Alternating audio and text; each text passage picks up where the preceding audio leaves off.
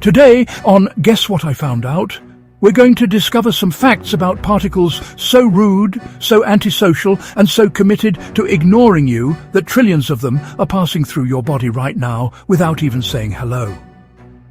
Curious George, here's your bold claim. At this very moment, ghost particles from exploding stars, black holes, and the sun are flying through you, your phone, your walls, and the entire planet, and they do not care. If that makes you feel both special and wildly insignificant, congratulations, that's science.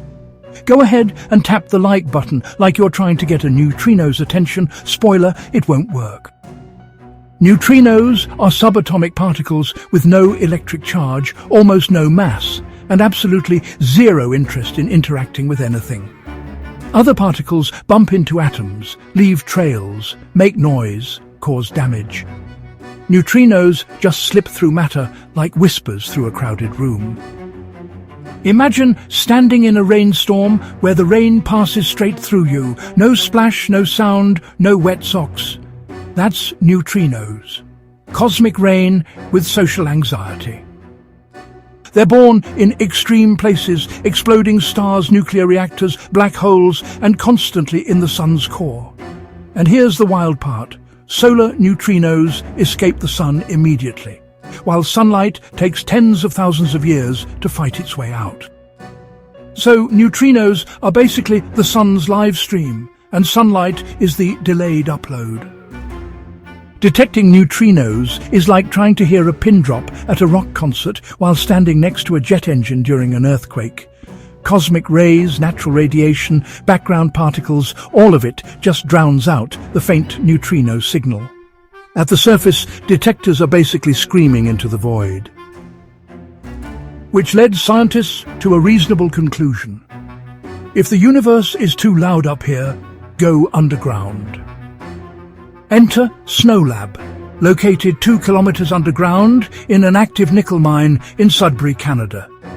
Because when you're hunting ghost particles, your best strategy is hiding under a mountain.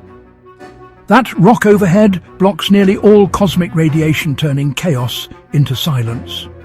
Suddenly, the faintest signals can be heard. It's counterintuitive, but the deeper you go, the quieter the universe gets.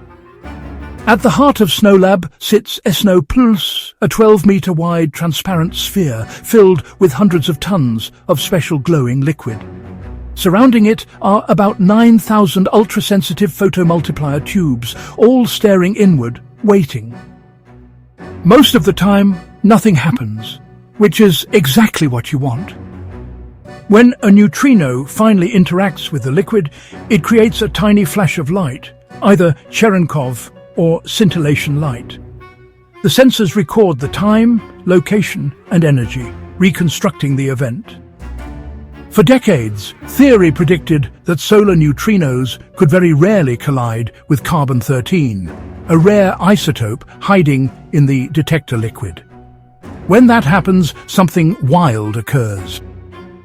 The neutrino transforms carbon-13 into nitrogen-13, literal nuclear alchemy.